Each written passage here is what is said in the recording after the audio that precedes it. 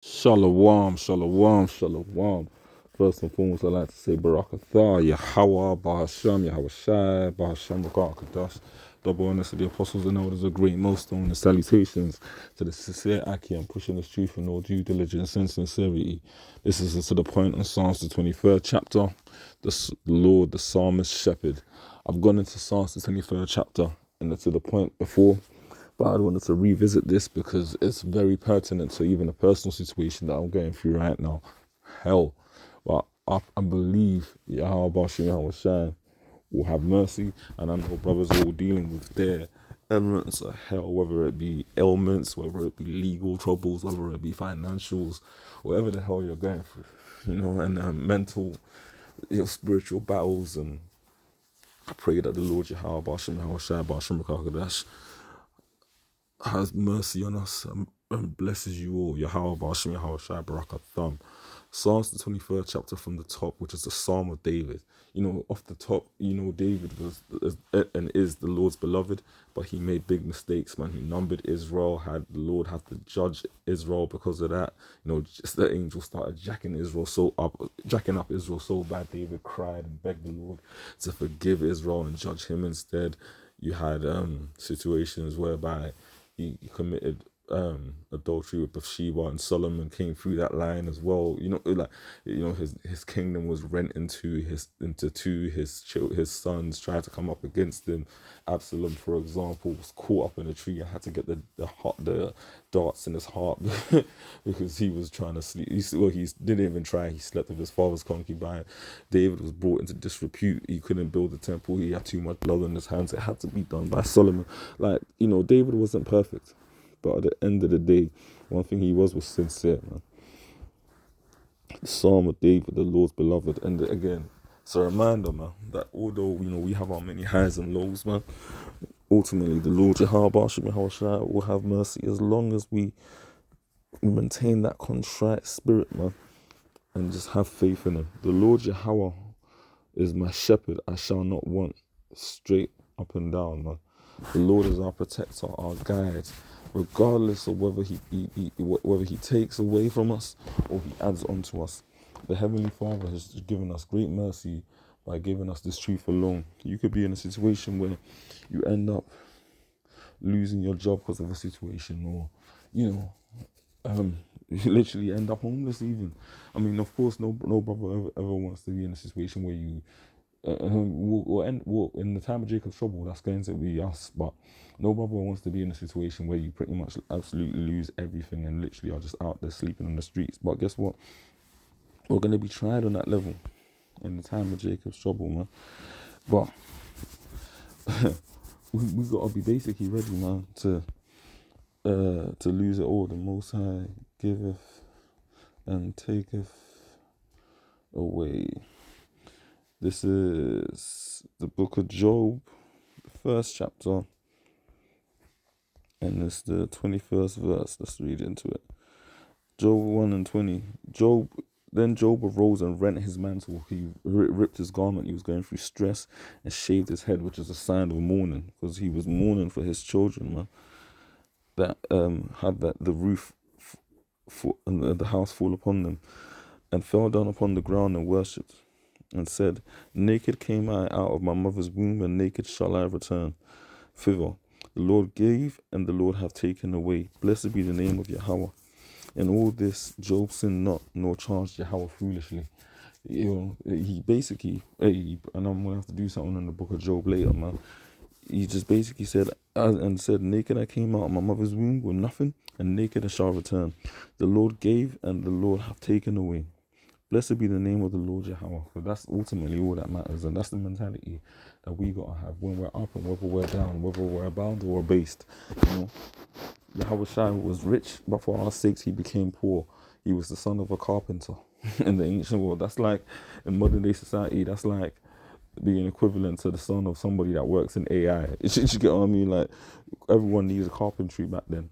And ultimately, he chose to leave that trade alone to become a prophet for the sake of the ministry and the mission he was sent to accomplish, man. He told the 12, the fishermen, man, to follow him and he make them drop their nets, follow him and he make them fishers of men. They left everything behind, wives, houses, brethren. But what did the Lord say, man, that they shall in the Gospels, man, that they shall receive sevenfold for their sacrifices? And that's the kind of mentality that we have. He maketh me to lie, verse 2 in Psalms 23, he maketh me to lie down in green pastures, greener grass on the other side. He leadeth me beside the still waters. And you best believe we're going to need the Lord in that time, man, the time of Jacob's trouble, because that stillness is going to be the wisdom that we have to persevere through the judgment and the perseverance that's going to come. Isaiah 33 and 16 and 6, sorry, Isaiah 33 and 6. And wisdom and knowledge shall be the stability of thy times, stable waters and strength of salvation. The fear of the Lord Jehovah Hashem Yahushua is his treasure. By doing these vigil epistles, by going out to camp, by prophesying the downfall of this place, getting in the right spirit, the Lord is gearing us up, man, to ultimately resist the evil and the tormentuous and extreme times that are about to before the face of the planet Earth, because we're making sure to study to show ourselves approved. We're reading pursuant to 2 Timothy 2:15. We're religiously reading through the Psalms. We're staying fervent. We're fellowshipping with brothers. Fellowshipping, highly important, man, because ultimately, man, trust me, like I said, I'm going through some shit right now. I know brothers are going through their respective hells. It's a difficult time, man, but the Lord is going to steady the waters for us. He leadeth me beside the still waters. He restoreth my soul. He leadeth me in the path of righteousness for his name's sake. He restoreth my soul. Yeah, listen, we're down, man, down bad, but the Lord is lifting us up, and we've got examples of that. Whether it be Daniel in the den of lions, like the probabilities that he was going to die was like 100-0, and the Lord still made it happen, man. Where Habakkuk was even transported with food for him to eat in front of the lions that were starved, and then the men that threw him in the den in the lions then eventually had their judgment, that they were thrown into the den of lions and they were demolished, them and their families. You got Mordecai, for example, with Haman, man, where he created those gallows in the time of the Medo-Persians, and him and his family ended up getting hanged on them. Or Shadrach, Meshach, and Abednego, where they were thrown into the fiery furnace, but the angel, Yahushua himself, Salakia, was actually in that fiery furnace with them, and the heathen were like, I see an additional person, I see a fourth person with them in the fire, and that was Yahushua, and they came out unsinged.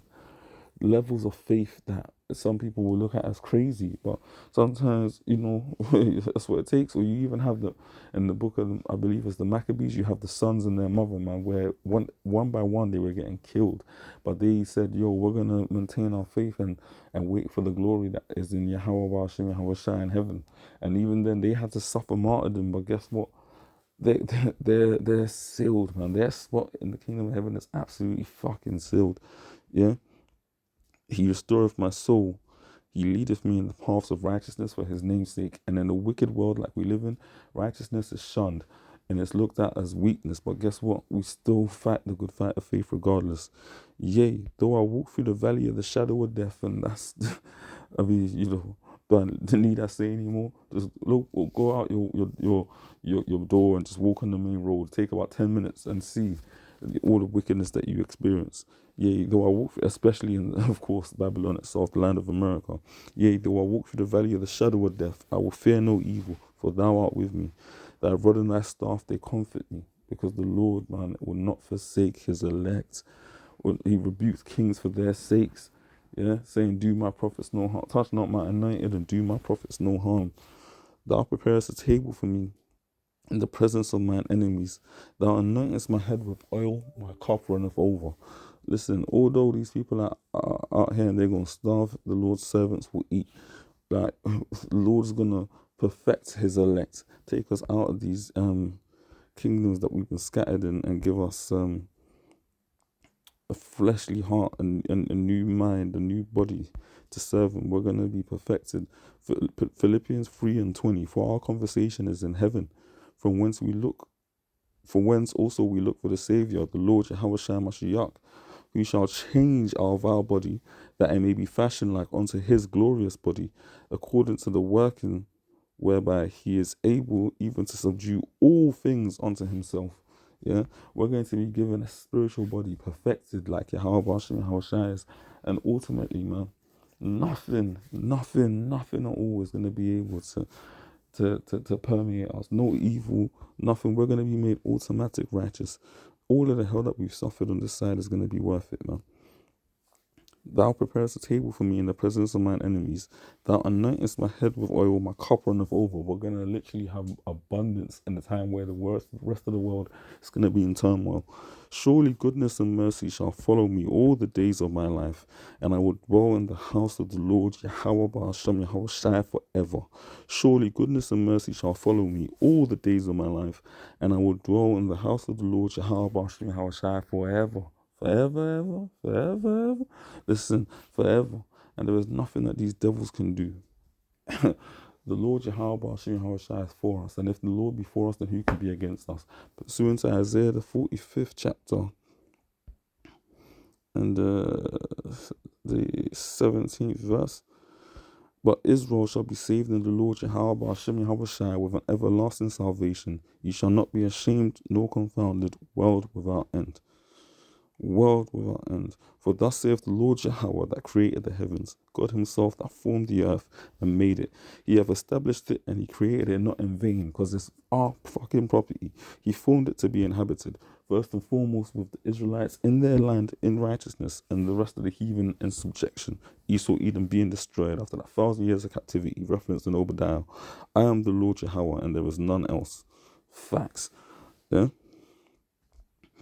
I have not spoken in secret in a dark place of the earth. I said not unto the seed of Jacob, seek ye me in vain. I am the Lord.